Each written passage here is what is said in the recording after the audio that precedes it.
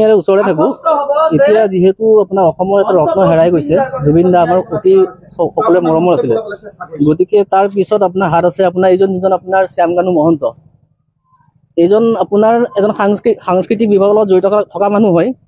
তাত আপোনাৰ চাওক এটা অট্টালিকা কেনেকৈ মানে আপোনাৰ গঢ়ি উঠিছে চাওক ইয়াত। আৰু মানুহজন বিৰাট অভদ্ৰ মানুহ হয়, ইয়াত কৈছে অলৰেডি, আমাৰ ওচৰৰ মানুহো কৈছে অভদ্ৰ মানুহ হয়। আৰু ইয়াত সদায় আপোনাৰ ৰাতি মদৰ পাৰ্টি চলে। আৰু যেনেকৈ মই ইয়াত আপোনাৰ পাইছোঁ, মই ওচৰত থাকোঁ, আপোনাৰ ওচৰত থাকোঁ। আৰু যেনেকৈ আপোনাৰ অলৰেডি যোৱাকালি নিচিৰা গোস্বামী এটা ভাষ্য দিছিলে যে 21 তাৰিখে তেখেত ঘূৰি আহিছিলে ছিংগাপুৰৰ পৰা, তেখেতে একো গম নাপায়। কিন্তু ইয়াত মই আপোনাৰ নিচিৰা গোস্বামীক আপোনাৰ 4-5 দিন মই দেখা পাইছোঁ ৰাতি 11 বজাত এইবোৰ ওলাই যোৱা। কাৰণ কি মই ডিউটিৰ পৰা আহোঁ, মই এইটো ৰাস্তা দি আহোঁ, ইয়াৰ ওচৰতে মোৰ ঘৰ। আৰু আহিলেও ইয়াত আপোনাৰ ৰাস্তাত গাড়ী থাকিলেও আপোনাৰ ৰাস্তা এৰি নিদিয়ে, আমি খাতিৰ নকৰে। মানে হৰ্ণ বজাব নোৱাৰোঁ, ডাঙৰ মানুহ হয়, ক'ব নোৱাৰোঁ। কাৰণ তেখেতৰ আপোনাৰ ককায়েক থাকে আপোনাৰ ইয়াত, আপোনাৰ এই প্ৰাক্তন DGP আছিল আপোনাৰ ভাস্কৰজ্যোতি মহন্ত।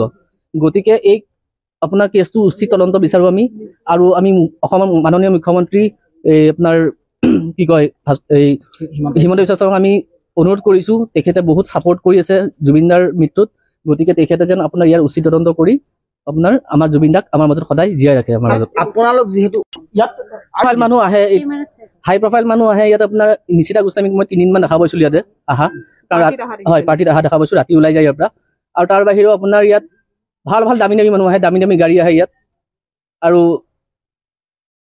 মানে ইয়াত আপোনাৰ এটা কেলেংকাৰী চলি আছে ইয়াতে। গতিকে এটা উচিত তদন্ত বিচাৰোঁ এইটোৰ ওপৰত। নহ'লে কিন্তু আপোনাৰ বিগত অহা দিনকেইটাত কিন্তু আপোনাৰ আন্দোলন হ'ব কিন্তু অসমত এইটোৰ ওপৰত। জুবিন দাক মাৰা মানুহজন এইজনে হয়। ইয়াতে আহিছে আজি কেইবছৰমান আগতে, ইয়াতে বহুত অত্যাচাৰ কৰে, ৰাতি মদৰ পাৰ্টি কৰে ইয়াতে। সিহঁতে গোটেইবোৰ ইয়াতে মিডিয়াৰ বহুত কেইজন মানুহ আহে, ইয়াতে ৰাতি ৰাতি মদৰ পাৰ্টি কৰে। আৰু এইজন মানুহে জুবিন দাক খাওঁ, জুবিন দাক হৈছে আমাৰ পৰা নিয়ম এইজন। ইয়াৰ পুৰা শাস্তি হ'ব লাগে। কাৰণ কিয় জুবিন দাক জীয়াই থাকোঁতে সিহঁতে মাৰিলে জুবিন দাক নি পেলাই। আপোনালোকে ইয়াতে মানুহক সুধি লওক, ইয়াতে আপোনাৰ মদৰ পাৰ্টি কৰে, ৰাতি ৰাতি মদৰ পাৰ্টি কৰে সিহঁতে গোটেইবোৰ আহি। কি অত্যাচাৰ পায় ইয়াতে, অহংকাৰ তাৰ মানুহে, অহংকাৰ মানুহক মানুহ বুলি নাভাবে। এইজন মানুহে জুবিন দাক মাৰিছে। থাকে গোটেইবোৰ থাকে ইয়াতে, গোটেইবোৰ থাকে। কিন্তু জুবিন দাৰ কেছটো হোৱাৰ পাছৰ পৰা ইয়াতে কোনো নাই, খালি 2জনমান চিকিউৰিটি আহে, থাকে ৰাতি লাইট জ্বলাই। আমি চাই আছো তেখেত আহিছে নাই আহিছে, আমি চাই আছিলো।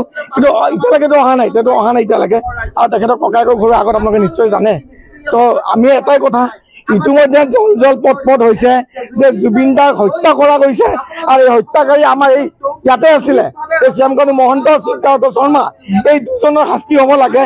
ইতিমধ্যে সকলোৱে জল পটকে পাইছে, প্ৰমাণ হৈছে যে জুবিন দাক মাতি মাৰা মানুহ এওঁলোকে।